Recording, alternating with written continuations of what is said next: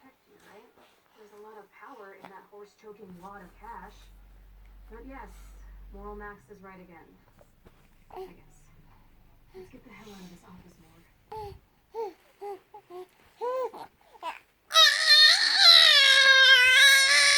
You know that money is